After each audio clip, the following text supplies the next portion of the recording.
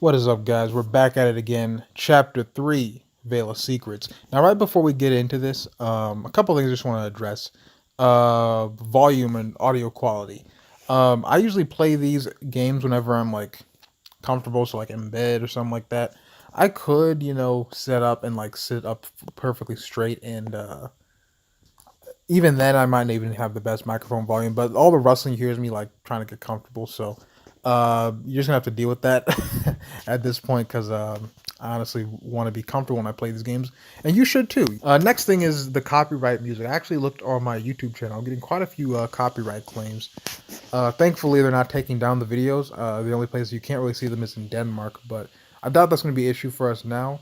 Maybe if we get lucky and able to get a bigger following, I'll take the copyright stuff a little bit more seriously. But regardless, it is what it is. So let's go ahead and jump into this chapter right here.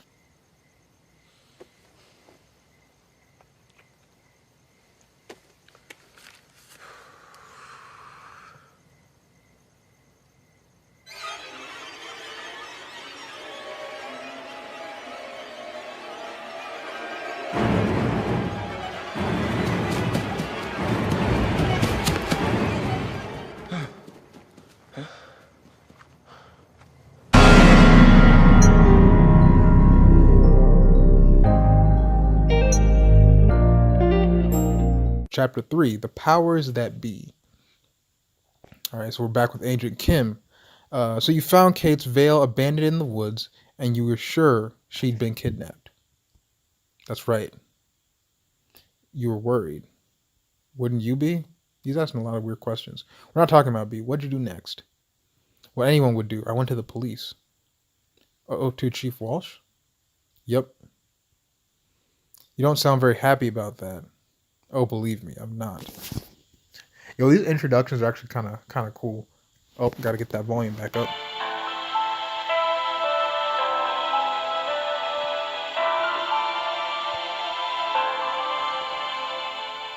With your best friend Kate's mud-splattered veil clutched in your fist, you and Deputy Emily Silverhawk head directly to Birchport Police Station.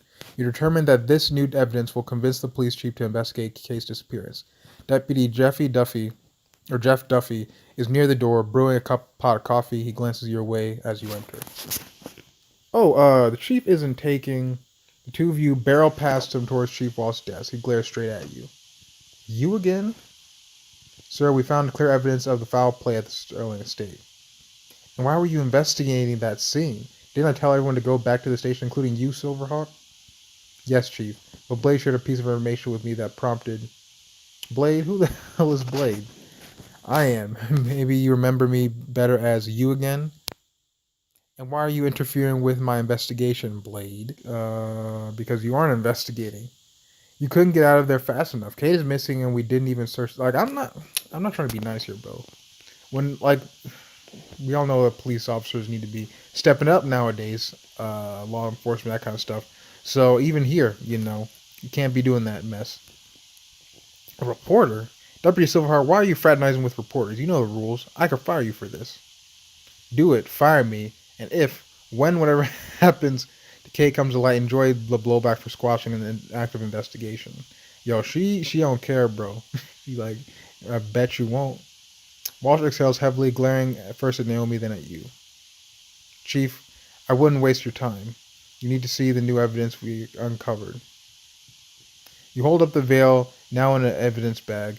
A trampled peach rosettes seem especially forlorn under the station's glaring forensic light. That's Kate's veil. We found it deep in the woods behind the Sterling mansion. Walsh reaches out and takes the veil from you. It was right next to some fresh tire tracks. The car had just taken off when we arrived on the scene. Don't you see? Kate's been kidnapped. Every second counts. Walsh fingers the veil, mulling over our arguments. Yep. You agree? He laughs. Oh, heck no. Glad you've had fun playing Hardy Boys, but as a real detective, I see far more likely explanation. Oh, really? And what's that? Isn't it obvious? Your bride ran off with another man.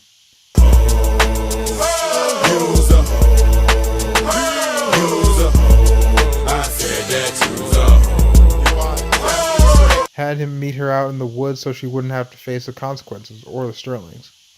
The veil fell off, and what does she care at that point, am I right? We can't determine any of that from this evidence. Chief Boss, you really need to send Forensics team out to the woods. Maybe they'll find evidence of who took Kate. First of all, there's no forensics team. This isn't New York, Jimmy Olsen. Oh, fair point. Closest we got to forensics team is Jeff and his baby microscope.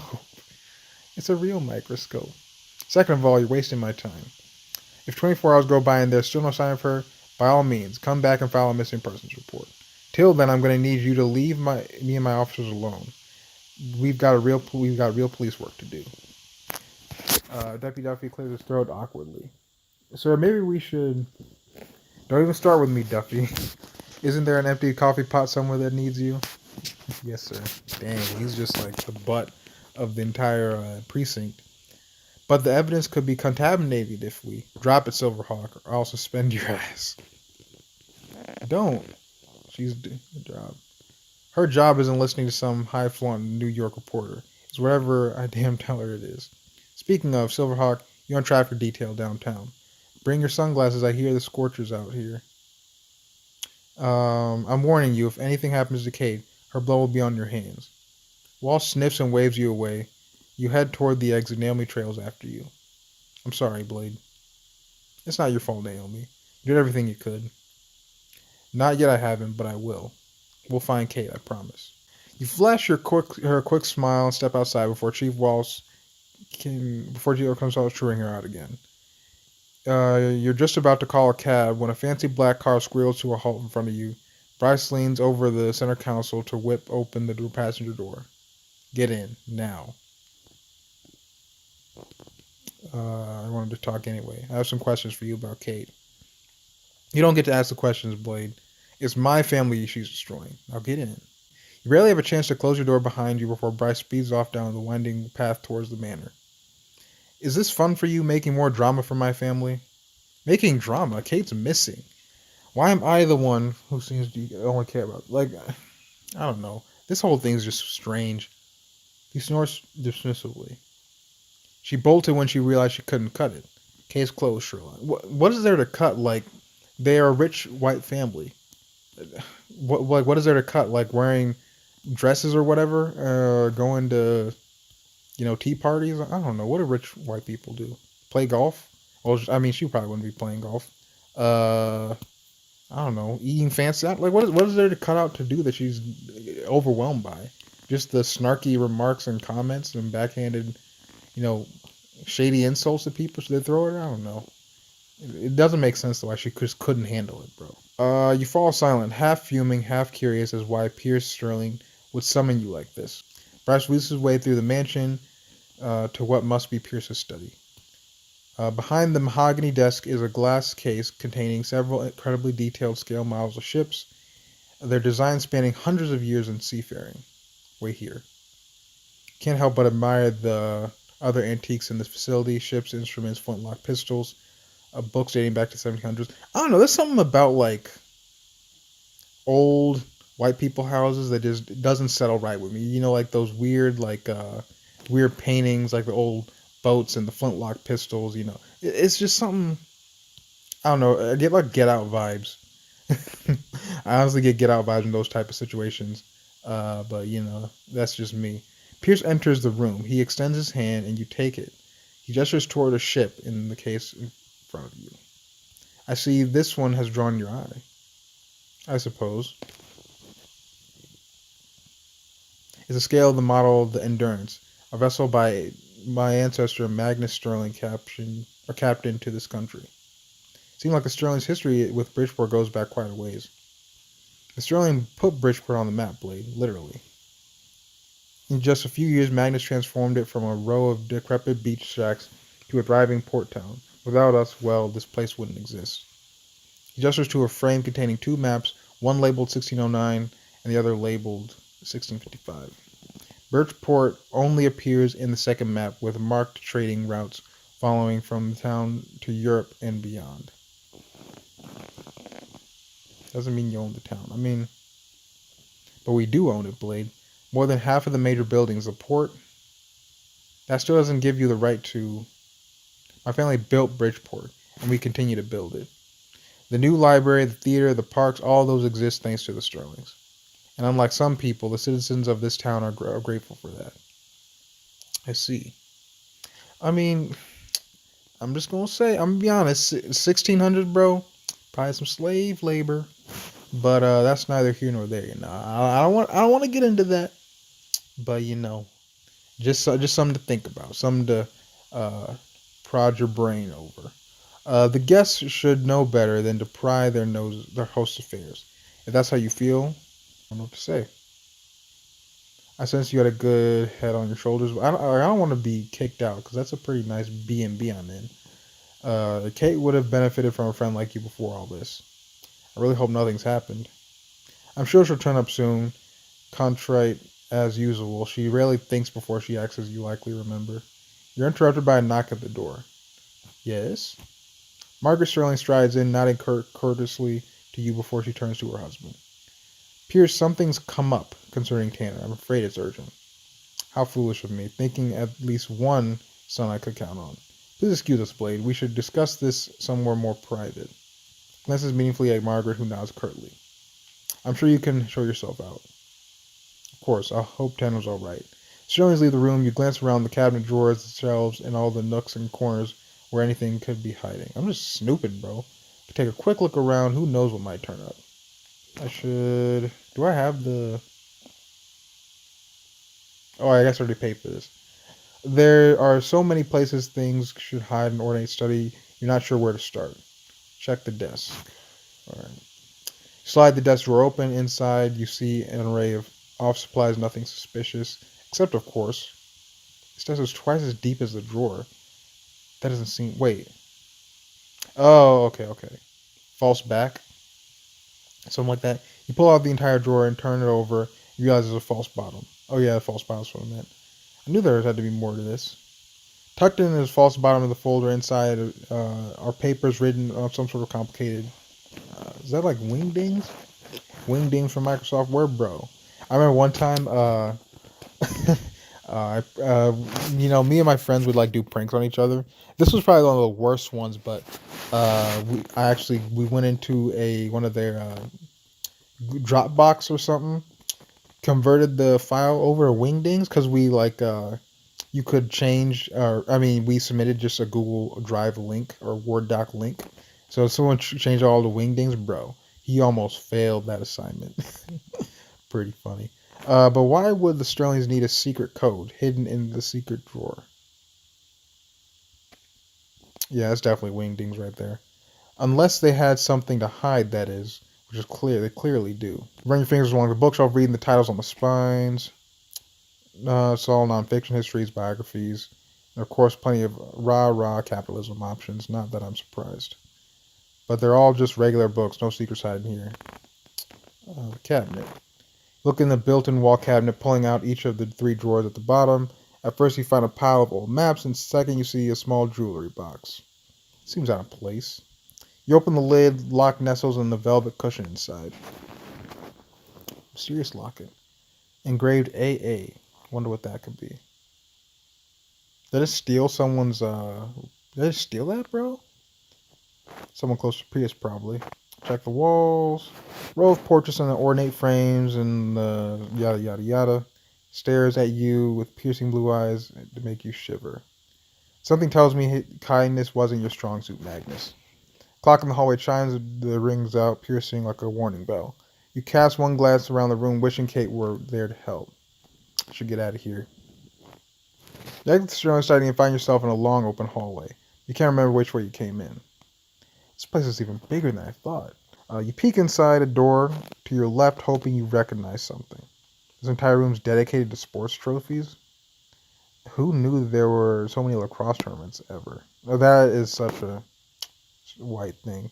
Turn around, Margaret Sterling is standing behind you, one eyebrow arched, her hands on her hips. I'm totally lost. In our house, or just this world? Judging by your friendship with Kate, I'm guessing both apply.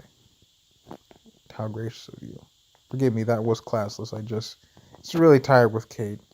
I took her under my wing. For her to repay all that effort this way? by humiliating my entire family that it's almost too much to endure. You can't believe she just left, can you? I don't know what. I know you want to think you're the best of your friend, but there are things you don't know. Like what? She and Tanner are having issues. What? She never mentioned that. I'm sure she wouldn't. It's just been embarrassing for her. They're both tried, of course. In the end, though, maybe they're just too different. Perhaps I should be grateful it ended this way. At least there won't be a divorce. They're always so distasteful and costly. The maid appears behind you. Margaret visibly stiffens. Now, if you'll excuse me, sir, Blade is it? Yes. Maria, would you please show Bray the front door? Apparently, it's easy to lose one's way in the Sterling's manner. The maid leads you outside. The air is brisk, and you can't help but shiver slightly as a cold breeze passes over you. I don't care what anyone says, Kate. I know you wouldn't just run off. I'll find you. The maid disappears inside just as your phone rings. Hello? Hey, it's Grant. This is Blade, right? Grant, how'd you get my... How did he get my number? Miss Harlanay isn't exactly the tough to... Yo, you asking around to get my number, bro? Ask me in person. That's just creepy, though. Now, if you're asking me to hang out, like, I was gonna say no because you just stumbled across my number. No, bro. No, no. I'm not more sure than ever that something's happened to Kate, but I can't seem to get the chief to take me seriously. I asked around a bit just to see if anyone heard anything, but so far I haven't turned up. All I've turned up is dead ends. Thanks for trying, Grant. It means a lot to me. Of course, Kate's my friend too, after all. Anyway, since I can't offer to leave, maybe I can take your mind off it for a bit. Yeah, I would have hung up right there. Hung up right there, bro. No. No, no, no, no, no. Dinner's on me? Bro, as soon as he said hang out for a bit, treat you right, something like that, no. No! No, no, no. The only person I'm willing to hang out with right now is Silverhawk, bro. Silverhawk, maybe. Maybe, Kate's brother, because he hasn't been, acting funny. It's okay, I get that. Look, he's all sad on the phone, bro. Nah. Did you think Kate just ran off, or do you think Kate just ran off? No. Kate had her flaws, sure, but she loved Tanner. I don't think she'd leave him like that. Unless what? Unless something made her change her mind about Tanner. Like what? Nothing specific. I'm just playing devil's advocate, I guess. My lawyer's side coming out. Nah, he's hiding something. Trail off and you can hear strains of jazz in the background. You feel a pang wishing you could be there spending time with. No, I don't. No, I don't. Nope, nope, no, no, no. That's the devil talking. That's the devil talking, bro. Ignore him. Ignore him, bro. You gotta listen to Jesus, bro. Jesus, take the wheel. I'm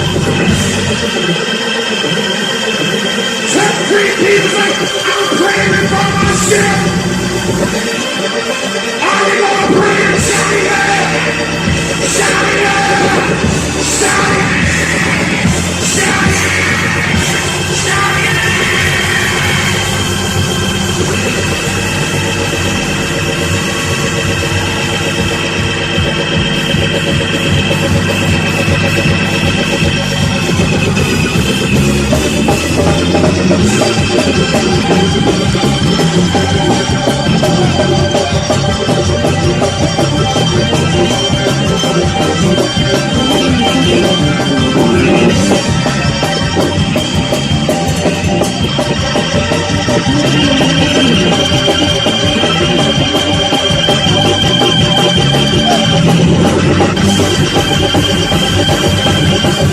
Before you go, I think you should know something. I didn't say anything earlier because, well, Tanner's my friend. But the other day, Kate called me over to her apartment. She was upset. Wait, Kate has an apartment? I thought she lived with the Sterlings. She did mostly, but she kept her own apartment. She'd go there whenever she needed space. That's a red flag. I got to get over there. Like right now. Where is it? Here, I'll send you the address. Let me know how things goes, yeah? It's a promise. You hang up and rush over to the address Grant sent you. A little while later, you arrive at the modest apartment building. You walk up to Kate's unit and try the front door. Of course, it's locked. Why didn't I think of that? That was a pretty safe neighborhood. Maybe Kate left the window open in the back? As you round the corner of a building, you spot a man dressed in black, wearing a ski mask. Before you can say anything, he smashes a crowbar through Kate's back window. Oh my god. Okay. Um, sir? Not very discreet. There's probably a lot better ways to go about breaking and burglarizing someone's house, bro. But you do you, my guy. You do you. But yeah, guys, that's chapter 3. And I'll see you in the next one. Peace.